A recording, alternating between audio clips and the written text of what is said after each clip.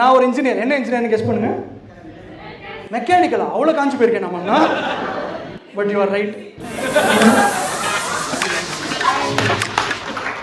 Mechanical engineer. But first இயரில் படிக்கும் போதெல்லாம் நான் ரொம்ப பேஷனேட்டான ஒரு மெக்கானிக்கல், நெய்வான ஒரு பையன். நான்லாம் படித்தா கோரில் தான் வேலை செய்ய போகிறேன், என் நாடி நரம்பெல்லாம் ரத்தம் கிடையாது, கிரீஸ் தான் இருக்கே அப்படின்னு சொல்லிட்டு இருந்தேன். நம்ம ஜெர்மனி போக போகிறோம், பிஎம்டபிள்யூவில் வேலை செய்ய போகிறோம்னு நினச்சிக்கிட்டு இருந்தேன். அப்புறம் ஐடி கம்பெனி காசு கொடுக்குறான்னு சேர்ந்துட்டு ஜெர்மனிலாம் போக முடியல, தரமணி தான் போனேன். என் ஹெச்ஓடி ஆனால் ரொம்ப அவனும் பேஷனேட்டான ஒரு மெக்கானிக்கல் இன்ஜினியர். ஏன்டா அப்படி காசு கொடுக்குறாங்கன்னொடனே ஐடிக்கு போறியாடா, காசு கொடுத்தா கொள்கையை வைப்பியா, காசு கொடுத்தா கொள்கையை வைப்பேன்னு கேட்குறான். நான்லாம் காசு கொடுத்தா உடம்பே வைப்பேன். யாரும் ஜட்ஜ் பண்ணாதீங்க. டே தம்பி நீ ரொம்ப ஜட்ஜ் பண்ணுற மாதிரி இருக்குடா. That's a profession. 6,000 + GST. இப்போ நான் உன்னை அதுக்கு ஜட்ஜ் பண்ணல, உனக்கு ரொம்ப அதிகம் அப்படின்னு நினைக்கிறியா? ஆனால் நான் காசு கொடுத்தா உடம்பை மட்டும் வைக்க மாட்டேன், கஞ்சா கூட வைப்பேன். ஏன்னா ஐம் ஃப்ரம் SR. நானும் இன்ஜினியரிங் சேர்ந்தேன். என் டிபார்ட்மெண்ட்டில் மட்டும் கோவிட் இல்லை, ஃபுல்லாக பொண்ணுங்க, ஃபுல்லாக பசங்க மேம். பொண்ணுங்கன்றது என் ஃபேண்டசி, பட் ஃபுல்லாக பசங்க. நான் ஃபன்னு மேம். பசங்க எங்கள் அக்கா நிச்சயத்தை வச்சுருந்தாங்க, வந்தாங்க தண்ணி தம்மும் ஒரே குடி கும்மாலும். அடுத்த நாள் இன்ஸ்டாகிராமில் ஸ்டோரி போட்டிருக்காங்க. எங்கள் குடும்பமே கால் பண்ணுறாங்க, என்னடா உங்கள் அக்கா வாழ்க்கை எப்படி ஆயிடுச்சேடா, ஆனால் உங்கள் அக்காவுக்கு இப்படி நடக்கூடாது அப்படின்னு. ஹவு அதானே நானும் யோசித்தேன். போய் ஸ்டோரியை பார்த்தா நிச்சயதார்த்தம்னா பெத்துறது இல்லை மேம், ஐமட்டே சிஸ்டர்ஸ் பெத்துறதுன்னு போடுறதுக்கு ஐமட்டே சிஸ்டர்ஸ் பிராத்தர்னு போடுச்சு. உடனே அவன்கிட்ட ஃபோன், மச்சா என்னடா போட்டு வச்சிருக்கேன், ரிமூவ் பண்ணுற அந்த ஸ்டோரியா. நான் bro don't judge me, auto கரெக்டில் வந்துருச்சு அப்படின்னு. இப்போ தான்டா நான் அவனை ஜட்ஜ் பண்ணுறேன். ஆனால் உனக்கு தெரியும்னு நினைக்கிறேன், ஆட்டோ கரெக்டில் இந்த மாதிரி வார்த்தையெல்லாம் வரதுக்கு அவன் ஃப்ரீக்வெண்ட்டாக அதை சர்ச் பண்ணியிருப்பான். என்ன சர்ச் பண்ணியிருப்பான்னு எனக்கு தெரியல. பிராத்தல் சக்ரா சால்வார்பேட் அப்படின்னு சர்ச் பண்ணுறேன். சரி நிஜமாலே நான் அவனை ஜென்யூனாக நம்பினேன். இவனுக்கு இங்கிலீஷ் தான் வரல, என்னோட இங்கிலீஷ் படத்துக்கு கூட்டு போகலாம், எனக்கும் இங்கிலீஷ் வராது. ஸோ ஒரு இங்கிலீஷ் படத்துக்கு கூட்டு போகலான்னு கூட்டு போனேன். உனக்கு தெரிஞ்ச இங்கிலீஷ் படம்லாம் என்ன நான் கூட சொல்லு சார். டைட்டில்லாம் பார்த்து பார்க்கறது சார், ஃப்ளர் பண்ணுவாங்கடா, பரவாயில்ல. எனக்கு கொஞ்சம் மறைச்சிட்டு காட்டினாலும் பிடிக்கும். பட் நான் ஒரு இங்கிலீஷ் படத்தை, ஸ்பைடர்மேன் நோ வே ஹோம், அந்த படம் பார்த்துருக்கீங்களா? Make some noise. அந்த படம் பார்க்கலான்னு போனோம் மேம். அந்த படம் ஒரு காமிக் புக் ஹீரோ படம்டா. உன் ஃபேவரட் காமிக் புக் ஹீரோ யாரு? அயன் மேனா, தாரா, கேப்டன் அமெரிக்கான்னு கேட்டா சவிதா அப்படின்றான். ப்ரோ போடு ப்ரோ, போடு ப்ரோ போடு. உங்களுக்கு யாருன்னு தெரியலனா நீ நைட்டு போய் கூகுள் பண்ணிக்காங்க. அவங்க தான் வந்து ஹிந்தி வெர்ஷன் ஆஃப் ரமேஷ் சித்தி வீட்டுக்குள்ள போனாங்க. ரமேஷ் தாப்பால் போட்டாங்க. இந்த சித்தியை நான் பார்த்ததே இல்லை. சன் டிவியில் எனக்கு வேறு சித்தி தான் போட்டாங்க. எக்ஸாம்லாம் ஸ்டார்டிங்கில் என்ன போடுவாங்க? எக்ஸாம்னா ஸ்டார்டிங்கில் பிள்ளையார் சொல்லி போடுவாங்க. ஹிந்துனா பிள்ளையார் சொல்லி போடுவாங்க, கிறிஸ்டின்னா பிரைஸ் லார்ட் போடுவாங்க, முஸ்லீம்னா அல்லாஹ் போடுவாங்க. இந்த சீக்ஸ் எல்லாம் என்ன போடுவாங்க தெரியல, யோயோ ஹனி சிங் அப்படின்னு போடுவாங்க. இந்த ஜெயின்ஸ் எல்லாம் என்ன போடுவாங்க தெரியல, நோ ஆனியன் நோ கார்லிக் அப்படின்னு போடுவாங்க. பட் என் ஃப்ரெண்டு வந்து அட்லி துணை அப்படின்னு போடுறாங்க. குரூப் டிஸ்கஷன் பண்ணி முடிவுக்குவாங்க. எக்ஸாக்ட்லி ரைட், அதுதான் காப்பி தான். படிச்சவனுக்கு சிவன் பிள்ளையார் ஜீசஸ் அல்லாஹ்லாம் கடவுளும், காப்பி அடிச்சவனுக்கு அட்லி தான் கடவுளும். ஆனால் அந்த கம்யூனிட்டி தான் ஃபர்ஸ்ட் மார்க் வாங்குவோம். திஸ் இஸ் கால் த ஜவான் எஃபெக்ட்னு நினைக்கிறேன். நீங்கள் காலேஜில் தான் அதிகமாக எங்கே டைம் ஸ்பெண்ட் பண்ணுவீங்க? கேண்டீன் நிறைய. நீங்களும் கேண்டீன் தானா? நைஸ். நான் அதுக்கு ஆப்போசிட்டான இடத்துல தான் டைம் ஸ்பெண்ட் பண்ணுவேன், கக்கூஸ்.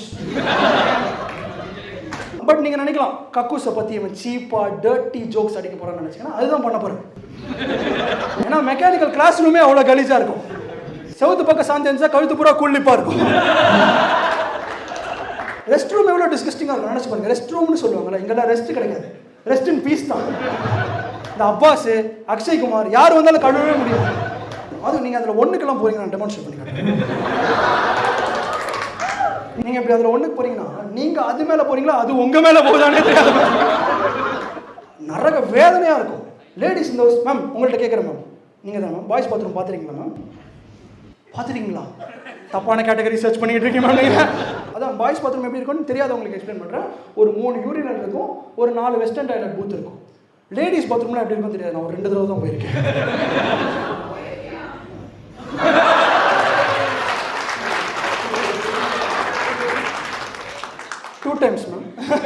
Two times.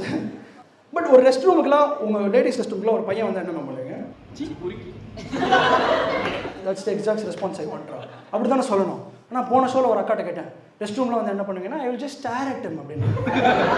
அந்த அட்டென்ஷனுக்கு தான் அவன் ரெஸ்ட் ரூமுக்கே வரான். நீங்கள் பார்த்தா அவனுக்கு போதும்.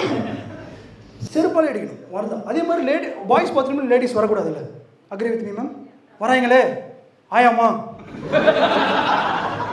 அவங்க ஒரு டைம் நான் ஒரு டைமில் வந்து எனக்கு பிரச்சனை கிடையாது. ஆனால் எங்கள் ஆயாம்மா ரஜினிகாந்த் மாதிரி எப்போ வருவாங்க எப்படி வரும். ஆயம்மானா அது சொட்டக்கிட்ட இல்லை அவங்களுக்கு.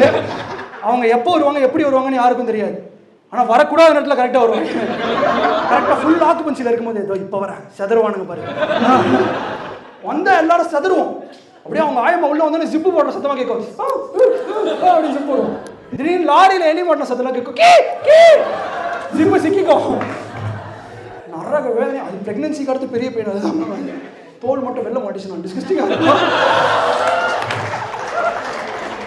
நினைக்கும் போதே டார்க் பாஸ்டெல்லாம் ஞாபகம். அவங்க வரது கூட ஓகே மேம் வந்துட்டானுங்க விட்டுருங்க. அவங்க மட்டும் அவங்க ஈகோ சிஸ்டமில் இருந்துட்டு நான் மட்டும் என் ஈகோ சிஸ்டமில் விட்டால் சரி எல்லாம் ஸ்மூத். ஆனால் அப்படி விட மாட்டாங்க. இப்படியே பெருக்கினே போகிறாங்க மேம். எனக்கு பர்ஃபார்மன்ஸ் ஆன்சைட்டிலாம் வருது. பார்க்க வச்சு பர்ஃபார்ம் பண்ணி எனக்கு பழக்கம் இல்லை. நான் என்ன வாயரா.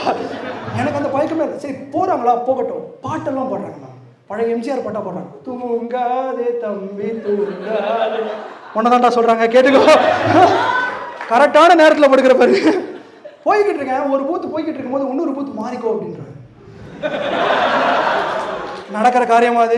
நெட்ஃப்ளிக்ஸ் அமேசான்லாம் பாஸ் பண்ண இதில் பாஸ் பண்ண முடியுமா? நான் போயிடுவேன். செவுத்துல தடயம் தெரியும். சரி ஒரு பூத்துல இருந்துக்கோடா. ஒத்த காலை தூக்கிட்டே ஒன்று இப்படி ஒன்றுக்கு போடுது. ஒத்த காலை தூக்கிட்டு ஒன்றுக்கு போகிறதுக்கு என்ன நாயாம இப்படியே இவ்வளோ நேரம் தான் போகுது. பேலன்ஸே மிஸ் ஆகுது. சரி ரொம்ப கஷ்டமாக இருக்கும்டா உனக்கு. ஓ கன்சிடர்லாம் பண்ணுறாங்க. ரொம்ப கஷ்டமாக இருக்கும்டா. சரி இப்போ ஒரு கால் தூக்கிக்கோ அப்புறம் இந்த கால் தூக்கிக்கோ அப்புறம் இந்த கால் தூக்கிக்கோ. பல பகலானி. ஒரு மனுஷன் நின்றுட்டு போகும்போதே ஃபோக்கஸ் பண்ண முடியாது. இப்படிலாம் போனால் செவத்துல செமி சர்க்கிள் வரையிற. பட் ஒரு கக்கூஸ்ல என்னடா பண்ணவே கூடாது.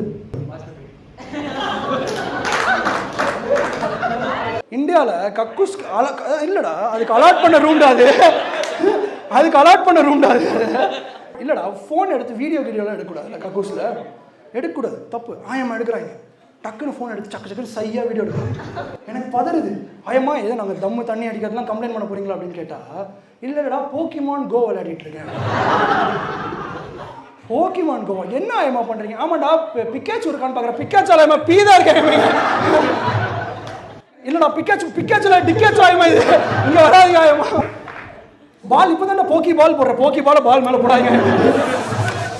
இந்த வீடியோவில் எவ்வளோ நேரம் தாக்கு பிடிச்சிங்கன்னா எதிர் இந்த வீடியோ உங்களுக்கு பிடிச்சிருக்கு இல்லை எம்மளோட செம்ம காண்டில் இருக்கீங்க எதுவாக இருந்தாலும் கமெண்ட் பண்ணுங்கள்.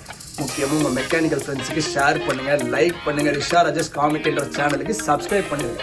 இதை லைவில் பார்க்கணுன்னு ஆசைப்பட்டீங்கன்னா என் ஷோ டூர் டிக்கெட் லிங்க் வந்து டிஸ்கிரிப்ஷனில் இருக்குது. கிளிக் பண்ணிவிட்டு வாங்க. சென்னை, பெங்களூர் மற்றும் பல சிட்டியில் பண்ணுறோம். கிளிக் பண்ணிட்டு நெக்ஸ்ட் வீடியோ உற்பத்தி பண்ணுறதுக்கு ஷோக்கு வாங்க. see you with the next video. Bye.